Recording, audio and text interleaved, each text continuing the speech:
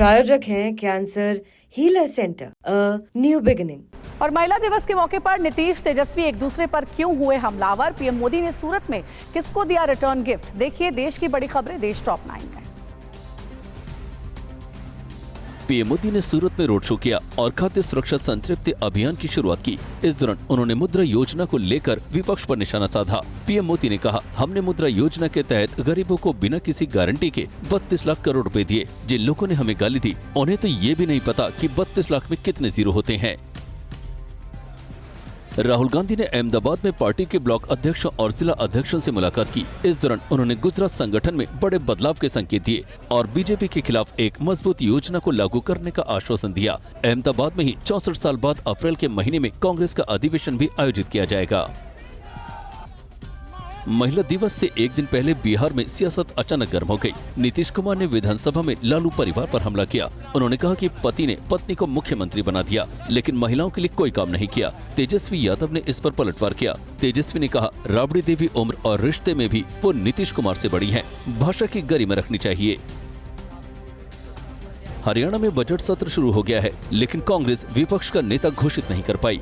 BJP ने इस पर तंज किया है। बीजेपी ने कहा, जो लोग विधायक दल का नेता नहीं चुन पा रहे हैं वो सरकार या विपक्ष कैसे चलाएंगे। उधर कांग्रेस का कहना है कि जल्द ही इस पर फैसला हो जाएगा। समझा जा रहा है कि भूपेंद्र सिंह हुड्डा को ये जिम्मेदारी दी जाएगी। दिल्ली में अवैध रूप से रह रहे बांग्लादेशी रोहिंग्याओं के खिलाफ पुलिस का अभियान जारी है। संगम विहार के बाद शाहीन बाग में संदिग्धों के दस्तावेज चेक किए गए। इस अभियान के दौरान लोगों को सोशल मीडिया गतिविधियों का भी मूल्यांकन किया गया। जम्मू कश्मीर के सीएम उमर अब्दुल्ला ने कहा है कि कश्मीरी पंडितों को वापस लाने का बजट से कम और हालात से ज्यादा लेना देना है। कश्मीर में से कश्मीरी पंडित इसलिए नहीं भागे क्योंकि उनकी माली हालत खराब थी, वो इसलिए गए क्योंकि उनके जान को खतरा था। ये तस्वीर हरियाणा के मोरनी की है। एक फाइटर जेट इस जगह पर क्रैश हो गया। फाइटर जेट गिरने से गांव के आसपास डर का माहौल बन गया। बताया जा रहा है कि तकनीकी खराबी होने की वजह से हादसा हुआ। फाइटर जेट का पायलट पैराशूट से सुरक्षित नीचे उतर गया। हादसे में कोई भी हताहत नहीं हुआ है। पीएम नरेंद्र मोदी सूरत में एक पेंटिंग पर हस्ताक्षर कर रहे हैं।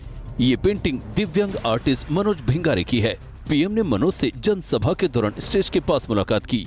मनोज ने कहा, पीएम ने इस पर हस्ताक्षर करके मुझे रिटर्न गिफ्ट दे दिया और मेरी पेंटिंग को अनमोल बना दिया।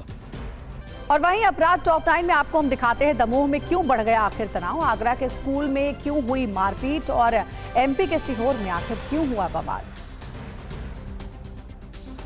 हत्या करने वालों के एमपी की दमोह में गौहत्या का वीडियो सामने आने के बाद से तनावपूर्ण हालात बने हुए हैं। घटना को लेकर हिंदू संगठनों ने बंद का आह्वान किया है।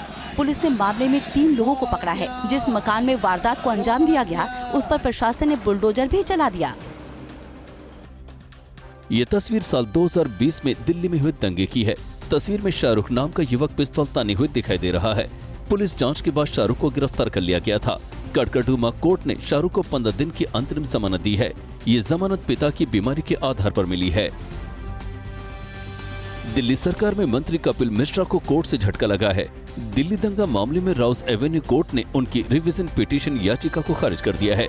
कपिल मिश्रा पर 2020 में दिल्ली दंगा मामले में केस दर्ज के लिए याचिका दायर की थी। मजिस्ट्रेट कोर्ट ने समन करने का आदेश दिया था। आदेश के खिलाफ कपिल मिश्रा ने सेशन कोर्ट में चुनौती दी थी।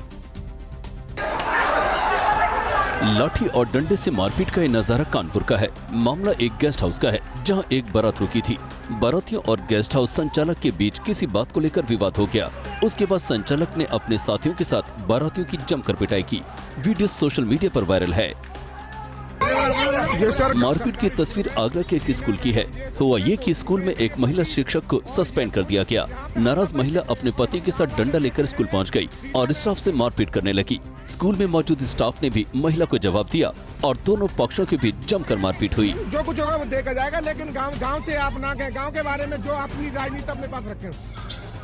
पंजाब के पटियाला में पुलिस और नशा तस्कर के बीच मुठभेड़ हुई। मुठभेड़ के दौरान जवाबी फायरिंग में तस्कर घायल हो गया। पुलिस ने उसके पास से 1100 प्रतिबंधित नशे की गोलियां बरामद की हैं। इसके अलावा 315 बोर की पिस्टल और 5 जिंदा कारतूस भी मिले हैं। पंजाब पुलिस इन दिनों नशे के खिलाफ अभियान चला रही है। मेरठ में पथराव के आरोप के बाद तनाव हो गया। पुलिस प्रशासन ने तुरंत मौके पर पहुंचकर हालात संभाले। स्थानीय बीजेपी नेताओं ने आरोप लगाया है कि शुक्रवार को एक कार्यक्रम के दौरान धार्मिक स्थल से पत्थर फेंके गए। पुलिस सीसीटीवी की जांच कर रही है।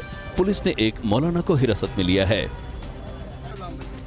मध्य प्रदेश के सीहोर में युवक की हत्या के बाद गुस्साए लोगों ने जमकर बवाल काटा। वाहनों में आग लगा दी गई। लोगों ने आरोपी की गिरफ्तारी की मांग की। पुलिस ने शांति व्यवस्था बनाए रखने के लिए फ्लैग मार्च किया। बताया जा रहा है कि शराब पीने के विवाद में युवक की चाकू से गोदकर हत्या कर दी गई थी। लूट का ये आरोपी पुलिस मुठभेड़ में गोली लगने के बाद घायल हुआ है। पुलिस के मुताबिक आरोपी पर जवाबी फायरिंग की गई, जिसमें वो घायल हो गया। आरोपी से तमंचा और नकदी बरामद किए गए हैं। 6 से अधिक लूटपाट की वारदात का इस पर आरोप है। इसका एक साथिया भी फरार है।